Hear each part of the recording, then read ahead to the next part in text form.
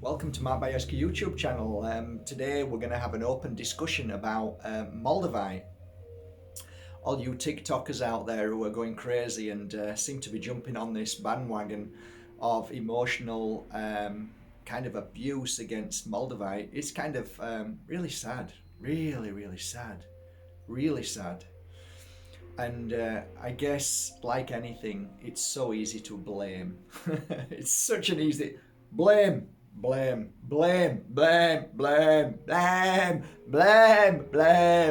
Hey, guess what, TikTokers? See this finger?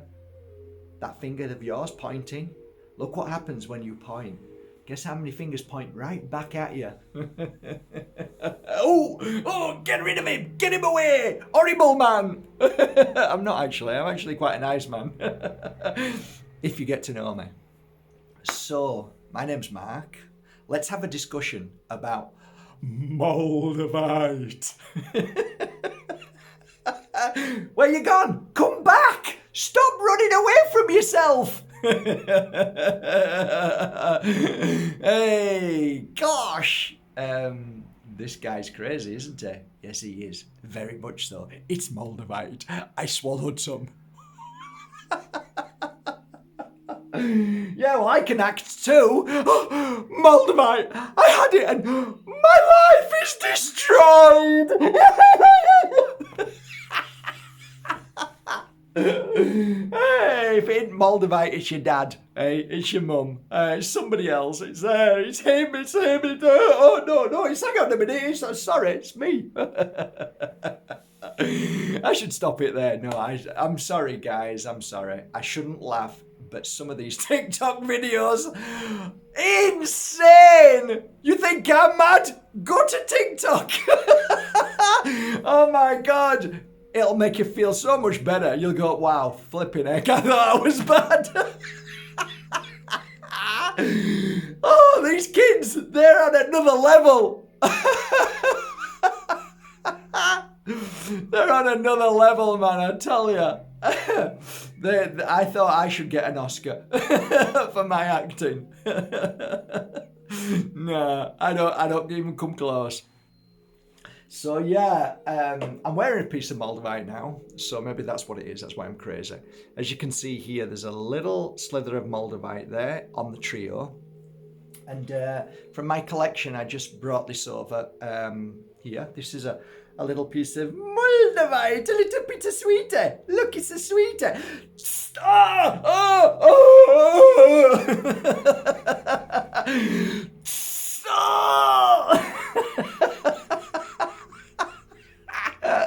Oh, we could go on all day, couldn't we?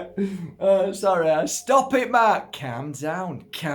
What's he on? He's on Moldavite and coffee. Look, everybody, life is sweet when you play with sweeties.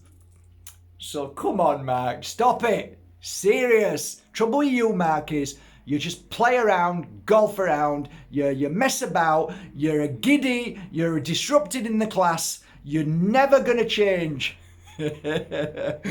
That's right, sir. You're absolutely right. I ain't going to change, and I never have. I'm still giddy. I still laugh. I still joke, because that's what life's about. Happiness. Although, like a lot of people who are happy, they have to look inside. Some people don't. Some people run away. Some people blame. It's this. That's the reason why. Well, I tell you what, TikTokers. How come you're still miserable now? I've been watching you. Few of you. You look terrible. You're upset. You're mad. How come you're not talking about this anymore? I thought it was this. Hey, yes, I do. I do my research. Of course I do. If you're going to say so, hey, go and have a look at my videos for the past, how long? 4 years. Go and have a look. See the, there's normally a pattern. So just have a look. You'll see the pattern. Hey, it's called balance. And that is hard work. That is every day working on myself. And you know what helped? This here, Moldavite. And there are millions of people out there who love Moldavite, who appreciate it and understand it. And you know what? Maybe Moldavite isn't for you, even though I believe it is. Maybe it isn't for you because it's so strong and so powerful and brings out the real you, brings out the emotions that is so deep inside you that you don't want to see it and that you want to blame everybody else and everybody else and everybody else and everybody else and everything else and everything else and everything else. So I remember when I was in Barcelona and I just finished a full week of sessions on my clients in Barcelona. It was a beautiful week and an extraordinary week, very special. The last client was, in fact, a very, very special human being. Not only was he a genius and recognized worldwide, he was a psychologist, a theologian. Say it right. I'm Yorkshire and Dick. He was a genius, and like all geniuses, they normally border insanity.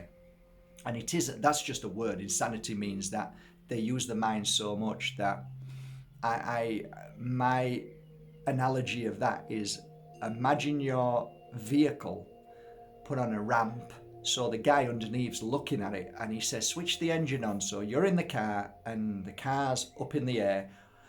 You switch the engine on and he said, right, put your foot to the floor. So you put the foot to the floor and the car wheels start spinning, the engine's going, and you're thinking, gosh, this isn't good for the car, right? And he says, don't stop. And you can smell burning and you can hear the engine. And I'm saying, hey, I need to take my foot off this. This is too much. It's going too fast. Keep it there. And then boom, it blows up. That's an analogy of when you use your brain too much and you don't know how to find your peace, find your balance. Just meditate, relax, just be at peace. Because overuse of a brain from these amazing people is something that is an addiction almost. You've got used to it, so you're always thinking. And you know, when you start to think, it's a snowball effect, right? And especially when it's added with fear. But also, it can be added with excitement too. So if you just say you're trying to understand the relativity of whatever, and you're working on that and you're spending weeks, months and years on it, and you've been at it for 10 years, well, eventually that brain will, just like the car engine, is going to explode. And thus I say there's a fine line between a genius and insanity. A lot of people end up in psychiatric wards because they didn't know how to stop this thought process. Geniuses of writers, you know, the guy from Talking Heads, he ended up there, and lots of people end up there because they don't know how to control that side of themselves. And I see that from day to day with these young kids who have no training from anybody. They don't, you know, the mums and dads are too busy. They don't know how to control the children. Children just become emotional wrecks, basically. And they scream and shout, and there's just no balance there at all. And I guess everybody, each to their own. I mean, you know, I was a deep thinker when I was a kid, but I also enjoyed the balance of playing and scrumping, going for apples. I did fishing. I don't fish anymore, really. Yeah, not really. I'm not really a fisherman anymore, but I used to play in the park and do the things that take you away from constant black screen addiction. So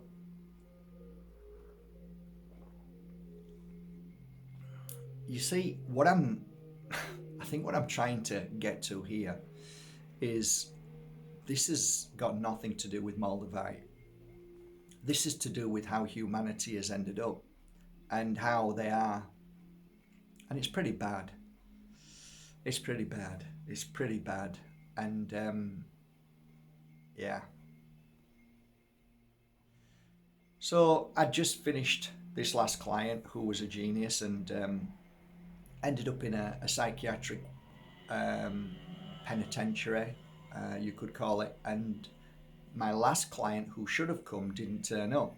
And I said to Isabella, please just leave it. We don't need anybody else. And she said the same thing. And sure enough, there was a knock at the door at exactly the moment that client had cancelled. So I said, well, there you go. There's the last client. The universe is very clever. Spirit is very clever. And he came in, he was dazed. There was nothing there. I sat him down and I spoke to his soul, not his mind. And every time he tried to talk, I said, please stop speaking. I'm trying to talk to your soul. He says, why? I says, because I'm trying to talk to you. He says, yeah, I'm listening. I says, I'm not talking to you. I'm talking to your soul. The soul was listening. The brain was just somewhere else. So I kept telling him to stop. But he couldn't help it. Anyway, I spoke to his soul for a little bit, and then we sat down. And as he was sat on the healing bed, I just then laid him down and gave him a healing, and it was quite profound. I wrote about this in Seeing the Invisible. It's when, as I was going deeper into where I was, which was a kind of cavern, and I was being pulled down. And when I met his soul, which was a younger version of himself who was in the dark, we were talking. And as we were talking, I was explaining to him everything that he'd gone through. What was very important right now is to pull himself back up from this darkness that he was in, which he didn't even realize. And he was frightened, and he took my hand and we came back up. I don't know where I was at the point of coming back up, but I do remember after some time opening my eyes, and I was at the other end of the room, and I was sat down at the other end of the room. So it was a big room. I was sat. It was only 4 walls, a big table in the middle with it was basically a room where people came. It was a boardroom, and I opened my eyes to see Isabel with this guy. They were talking, happily talking, and I got angry and I just shouted, "Leave the room!"